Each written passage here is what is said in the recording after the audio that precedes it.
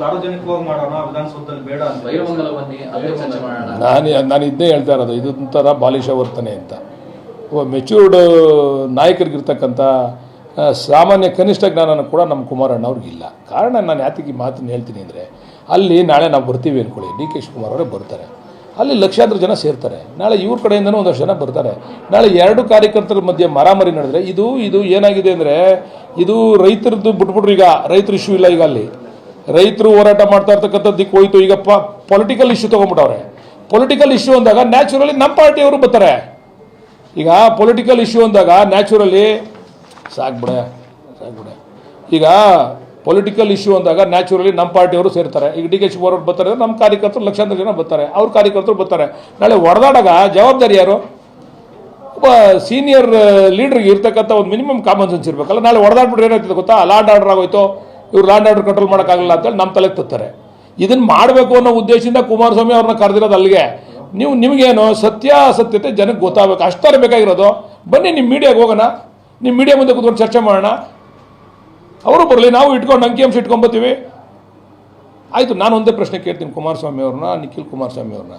ಇಲ್ಲಿ ನಾವು ಎಲ್ಲ ಕಡೆ ನಡೀತಾ ಇದೆಯಲ್ಲ, 7,200 ಎಕರೆ ಅಕ್ವೈರ್ ಮಾಡಿರೋದು ಸರ್ಕಾರ, ಅದು ಹಿಂದಿನ ಸರ್ಕಾರ ಇರ್ಬೋದು, ಈ ಸರ್ಕಾರ ಇರ್ಬೋದು. ನೀವು ಎಲ್ಲೂ ಹೋಗದೆ ಬರೀ ಬಿಡದಿಗೆ ಯಾಕೆ ಬಂದಿದ್ದೀರಾ 3-4 ಸರಿ? ನಿಮ್ಮ ಹೋರಾಟ ಸರ್ಜಾಪುರಕ್ಕೆ ಹೋಗಿದ್ದೀರಾ ನೀವು ಹೋರಾಟ ಮಾಡೋಕ್ಕೆ? ಸರ್ಜಾಪುರಕ್ಕೆ ಹೋಗಿ ನೀವು ಹೋರಾಟ ಮಾಡಿದರೆ ನಾವು ಒಪ್ಕೋತಿದ್ದೋ. ಸರ್ಜಾಪುರಕ್ಕೆ ಹೋಯ್ತಾ ಇಲ್ಲ ನೀವು? ಅಲ್ಲೇ ನಿಮ್ಮ ಪಾರ್ಟಿ ಕಾರ್ಯಕರ್ತರಿಲ್ವಾ? ನಿಮ್ಮ ರೈತರ ಬಗ್ಗೆ ನಿಮಗೆ ವಿಶ್ವಾಸ ಇಲ್ವಾ? ಅಲ್ಲಿ ಚಿಕ್ಕಬಳ್ಳಾಪುರದಲ್ಲಿ ನಡೀತದೆ, ಜಂಗಮನ ಕೋಟೆಯಲ್ಲಿ ಸುಮಾರು 2,008 ಎಕರೆ ನಡೀತಾ ಇದೆ. ಅಲ್ಲಿ ಹೋಗಿದ್ದೀರಾ ನೀವು? ಯಾಕೆ ಹೋಗಿಲ್ಲ ನೀವು? ದೊಡ್ಡಬಳ್ಳಾಪುರದಲ್ಲಿ ನಡೀತಾ ಇದೆ 2,100 ಎಕರೆ ದೊಡ್ಡಬಳ್ಳಾಪುರದಲ್ಲಿ. ನೀವು ಅಲ್ಲಿ ಹೋಗಿದ್ದೀರಾ ನೀವು? ಹಂಗಾರೆ ಕುಮಾರಸ್ವಾಮಿ, ನಿಖಿಲ್ ಕುಮಾರಸ್ವಾಮಿ. ನಂಜನಗೂಡಲ್ಲಿ ನಡೀತಾ ಇದೆ.